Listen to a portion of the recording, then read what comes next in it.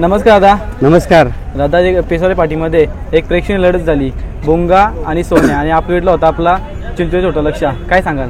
सर्वप्रथम आयोजकांचं मी मनापासून धन्यवाद करेन, कारण की खूप सुंदर असं आयोजन केलं होतं आणि सुंदर अशा सगळ्या गोष्टी परफेक्ट, म्हणजे सुट्टी मेकरपासून खाली आयोजनापासून सगळ्या गोष्टी एकदम पद्धतशीर केल्या. सर्वप्रथम त्यांचं खूप मनापासून मी अभिनंदन करेन. दादा, गुलालबद्दल काय सांगाल तुम्ही? गुलालबद्दल भोंगा हा सर्व त्याला मानणारा जो वर्ग आहे आणि सगळ्यांच्या प्रेक्षकासाठी पळणारा हा गुलालाचा बादशाह भोंगा आहे माझा. तो त्याच्या फॅनसाठी आणि त्याच्या सर्व प्रेक्षकांसाठी तो पळत असतो. दादा, नेहमीप्रमाणे आज सुद्धा गाडी पाठीमागे होती आणि निकालाला शेवटी टोन लावलाच. हे मी सांगत असतो, पुढच्या रानाचा माझा भोंगा आहे आणि त्याच्या जोडीला कुटारल्याचा सोन्या, ह्यो पण अतिशय सुंदर पळाला आणि पुढच्या रानाचा तो पण बैल आहे. दोन्ही पुढे सुता खाली मागे असले तरी आम्हाला माहीत होतं का पुढे जाऊन सूत आपला भोंगा आणि सोन्यात तोडणार, याच्यामध्ये तीळभर पण शंका नव्हती आमच्या मनामध्ये. कशी काय शर्त कशी जमली होती? मी आल्यानंतर उजवीला नाव सोडला होता. अर्धा तास पाऊण तास माझं नाव राहिला होता, पण कोण जोड झाला नव्हता. तर मी आत टाकली होती का मी डावीला नाव पण देतो, दोन्ही साईडनी खेळायला मला खूप आवडतो.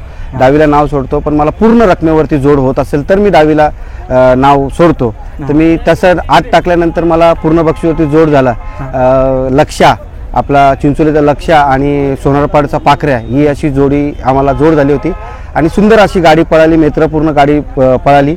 आणि याच्यापुढे परत जर त्यांना गाडी करायची असेल तर येणाऱ्या 1 तारखेला परत मी नाव सोडतो. जर गाडी खेळायची असेल तर परत मैत्रीपूर्ण तुम्ही गाडी माझ्याशी खेळू शकता. दादा, आज मैत्रीपूर्ण शर्ती खेळतो तर त्यामध्ये खूप आपला आनंद होतो. आनंद म्हणजे बैल जिंकल्यानंतर प्रत्येक गाडा मालकाला आनंद होतोच. त्याला मानणारा जो वर्ग आहे, त्याला जो त्यांचं नियोजन करणारी आमची सगळी मंडळी आहेत, त्या मंडळीच्या चेहऱ्यावरचं जो समाधान बघूनच मला खूप आनंद होतो. आणि मी या तुमच्या यूट्यूब मार्फत सांगतो, गेल्या वेळेला आपल्या अड्ड्यामध्ये जेव्हा भोंगाची ह्या तासामधून त्या तासामध्ये जेव्हा हार झाली होती, तर मला हारपेक्षा हार झाल्यानंतर एवढा आनंद झाला होता, कारण की ज्या गाडीने आमची गाडी हरवली होती, त्या गावाचं नाव काय होतं? उंबरवेडे. त्यांच्या चेहऱ्यावरचा जो समाधान होता आणि त्यांच्या चेहऱ्यावरची जी स्माईल होती ना, याच्यामध्येच माझा विजय झाला होता. कारण की पूर्ण महाराष्ट्रामध्ये त्या बैलांची चर्चा झाली आणि त्याची चर्चेचं होण्याचं कारण माझा भोंगा आहे. आज भोंगाच्यामुळे त्यांची चर्चा झाली. त्यांच्या चेहऱ्याचा समाधान आणि आनंद बघूनच मी मनामधून एवढा खुश झालो होतो. शेवटी हारलो तरी मनामधून मी खूप खुश झालो होतो. दादा, कुठे सोन्या आज देखील चांगला बोलतो, कसं काही पहिला जुळला होता?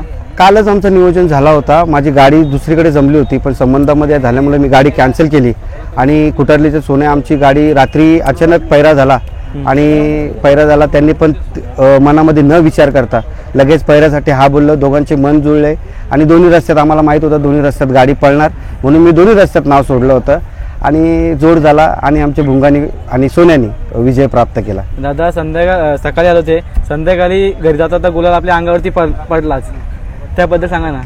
ज्या मैदानामध्ये भोंगा असणार त्या मैदानामध्ये आमच्या सगळ्या आयोजन, आमची जी सगळी मित्रमंडळी आहेत त्यांच्या खांद्यावरती गुलाल पडणारच, याची आम्हाला खूप आशा असते. दादा, आज खूप खुश दिसतो मी. खुश म्हणजे मला अपेक्षा नव्हती खरं म्हणजे. मी बोलून दाखवतो का ती गाडी आमच्यावरती फिरेल, कारण की चिंचोली आणि त्यांचा वासरू आणि भोंगा ही घाटावरती गाडी पळाली होती. इथेही गाडी ती चिंचोलीचा लक्ष्या आणि चांगले मित्र पण आहेत माझे, नेहमी कॉल वगैरे पण असतो त्यांचा.